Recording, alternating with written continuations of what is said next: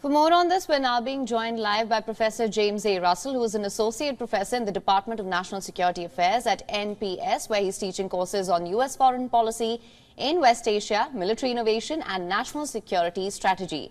Sir, thank you so much for joining us on World DNA. My pleasure.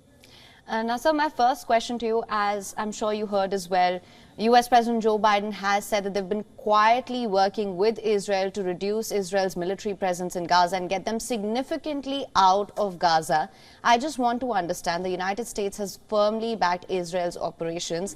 What do you think has led to this pivot, and would you say it is enough at this point? My opinion is that the time for backroom conversations ended. Like a month ago already. I mean, it's time for the United States to put an end to this war. It's time for the United States to stop funding the armaments that are killing the Palestinians. The Israelis have been slaughtering the Palestinians for the last couple of months, courtesy of weapons that are paid for by the American taxpayers. The Biden administration has now gone to the Congress twice, right, overridden congressional oversight for new arms packages to the Israelis. It needs to stop this, right? The Israelis need to be brought into line. President Biden needs to start acting like a president. No more backroom conversations. The war needs to stop, and it needs to stop now. I don't understand this. Coddling the Israelis, as they slaughter the Palestinians, this is a foreign policy debacle for the Biden administration, and it's a strategic disaster for the United States of unmitigated proportions, right? It's taking away all the energies that should be devoted to much more important things around the world today: climate change, refugee crisis, the list goes on. This is not the Biden administration's finest hour, and I'm not convinced that what we need is more quiet backroom conversations, difficult conversations between us and the Israelis. The United States needs to bring the fighting to a halt, full stop.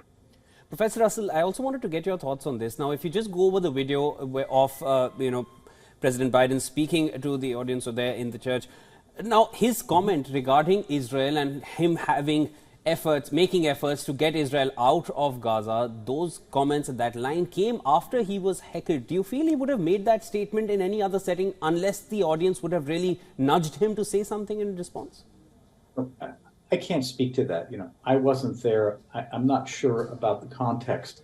But suffice it to say that the Israelis have shown no interest in getting out of Gaza, right? The Israelis have shown an interest in destroying Gaza, making it uninhabitable, and displacing 1.5 million Palestinians, right? That's what the Israelis have been doing, right? I don't care what's been happening in these quiet backroom conversations we've been having with the Israelis.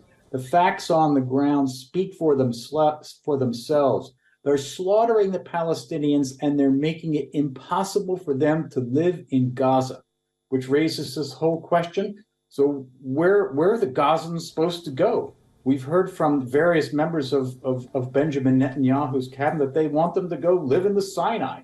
I mean, this is absurd, So the Israelis have been. It appears as if participating in these conversations. No, I'm not. But it appears as if the Israelis are humoring us and carrying on with their plan to sort of make Gaza uninhabitable, move the Gazans into UN-administered refugee camps, and get on with their lives. And at this point, we have to be honest about this, right? It rises to the level of genocide. And I'm sorry, it's not a term that should be used lightly, but in this particular case, the slaughter of innocent civilians by the Israelis has gone beyond the pale. It needs to stop, and the United States, as the theoretical leader of the international community, needs to pull the full weight of its authority in stopping the war. All right, Professor. Now, in fact, just for more clarity on this, you've made your stance clear that backroom conversations aren't going to yield any significant results. But I just want to understand this better. There have been concerns of a wider regional conflict as well. And we've seen that Israel carried out deadly strikes in Syria, while the United States Secretary is on his West Asia tour. So Do you feel that Blinken's fourth visit will yield any significant results? What do they need to change about their strategy at this point? Well, the Secretary, one interesting thing has come out of Blinken's trip, it seems to me, so far at least, which is that he's, of course, he's doing what he's supposed to do as Secretary of State. He's going around and consulting with the leaders. And the Crown Prince of Saudi Arabia sort of came up on the net and said, look, I'm willing to resume normalization with Israel, but the Palestinians have to be addressed. We have to have a real, actual peace process with direction towards a two-state solution. And of course, this is the official American position, so the United States likes this. And the predicate to this, of course, is that this then paves the way for a closer U.S.-Saudi security partnership. And okay, so this is something that could come out of this, except that you have another party in this issue here, the Israelis, who have no interest in an independent Palestinian state. They've done everything they can over the last quarter century to make an independent Palestinian state all but impossible. They have pursued a policy of expansion of their state through forceful colonization, and they have eschewed the negotiations. So I think it's great that Blinken is out there talking to them and create, momentum for maybe some kind of political settlement.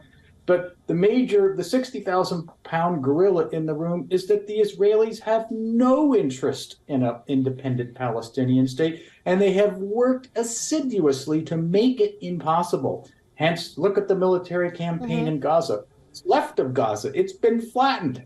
They're going to keep on flattening it. Most of the Gazans are going to be in refugee camps. Where are they supposed to live?